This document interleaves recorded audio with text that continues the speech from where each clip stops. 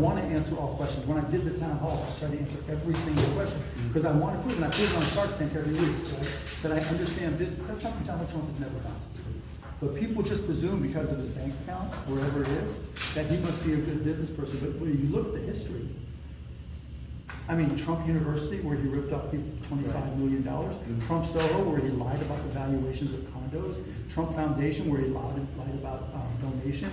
What Michael Cohen said when he was testifying in a trial, where he said that Donald Trump encouraged him to short pay vendors. Right. Who does that? When he was on the stage in Michigan last week or the week before, and there was a 17-minute delay, and he said he would fire the audio engineer. You guys work with audio No engineers. compassion. No, there's Zero. None. And he said he would sue them if they were him.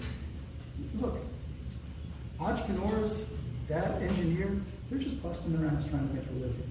And if you don't understand that, you are not a good business person. And so that is what. But Mark, why is this race so close? Is it because people are ill-informed? I don't want to use the term ignorant, but how is this race this close? I don't understand. Donald Trump's a good salesperson. And look at Trump University. I haven't thought of this yet. How is it that people would spend $25 billion on a university that's not a university? On a quote-unquote university that has no value, does nothing. And the real value, if I remember right, they got to take a picture with a cardboard cutout of Donald Trump. Right. He's a good salesperson. But there's a difference between being a good salesperson and having a product of value. And unless you do the work to find out what's behind it, it's hard to know. Right. And the reality is, look, we just want to live our lives. People don't want to have to be in-depth, doing an in-depth analysis of Donald Trump's business background.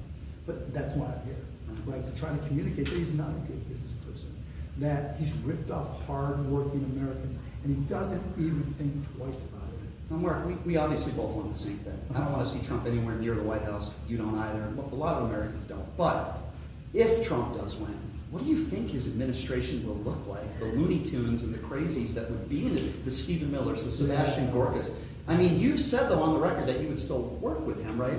Talk to me about that. Why would you still work with him? And what's his country? Yeah, look, I'm the luckiest guy in the world. And I try to, count my blessings every single day.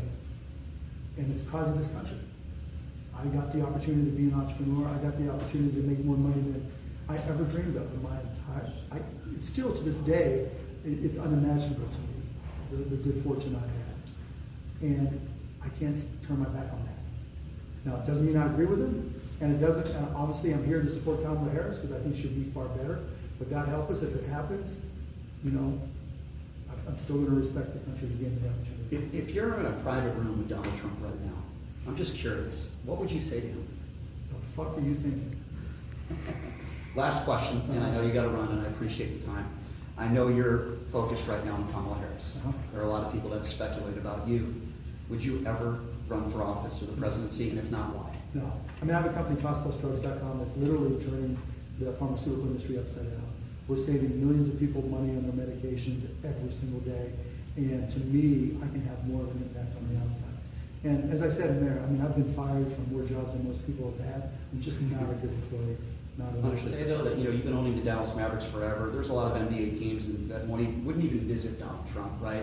It seems like it's the opposite. And people say, well, why do you need celebrities to Trump does the same thing, right? But when you look at the quality of people like you that are supporting Trump, or I'm sorry, that are supporting Harris, and then you look at the Kid Rocks and the whole. Yeah, I'm not going to denigrate anybody. Everybody, this is America, and they get to make their choices. But what I know with 100% certainty, Kamala Harris is better for this country. I'm a big believer that character is destiny. All those things I mentioned about Trump University and him ripping off hardworking Americans, that's his character. And when the shit hits the fan, which it always does for the president at some point, you want somebody with high character. And we already found out when 40 or 44 of his cabinet members don't support him and don't think he's capable and don't think he should be anywhere near the Oval Office, that tells you about his character. So that's why I'm here for Kamala Harris. Thank you.